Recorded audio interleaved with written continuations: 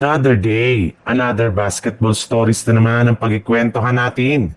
At ngayon nga ay ang balitang pagkuha ng Los Angeles Lakers kay Drew Holiday. At ang balitang may bagong head coach na nga daw ngayon ang Golden State Warriors. Matapos nga na i-delete ni Giannis Antetokounmpo ang kanyang mga larawan sa kanyang social media account at itira na lang dito ang kanyang larawan habang nakasuot ng Lakers jersey, ay nag-trending na nga agad ang kanyang trade sa Los Angeles Lakers ngayong araw. Marami ng mga fans at analyst ang nagsabi na meron pa rin nga daw talagang chance ang Lakers na makuha si Giannis Antetokounmpo sa pamamagitan ng isang blockbuster trade para may tandem ito kay Luka Doncic kapag nagretiro na si LeBron James. Pero ayon nga sa isang NBA insider, magiging mahirap nga para sa Lakers na tapatan ang napakalaking kontrata ngayon ni Giannis Antetokounmpo.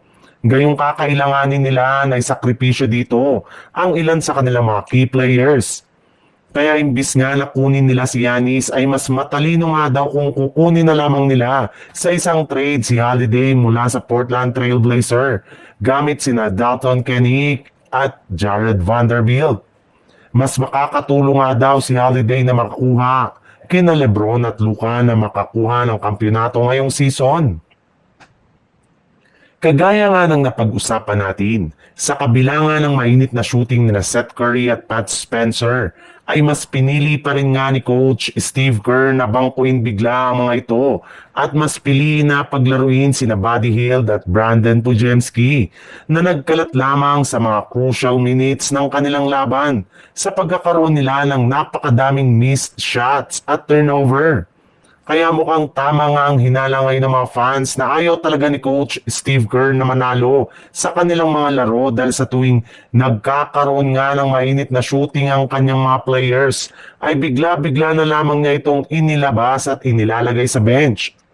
Ilang beses na rin naman nga niya itong ginawa noon kay Stephen Curry na siyang nagresulta ng kanilang pagkatalo. Kaya suggest nga po ngayon ng mga fans na kailangan na nga daw itong sisantihin sa kanilang team sa lalong madaling panahon.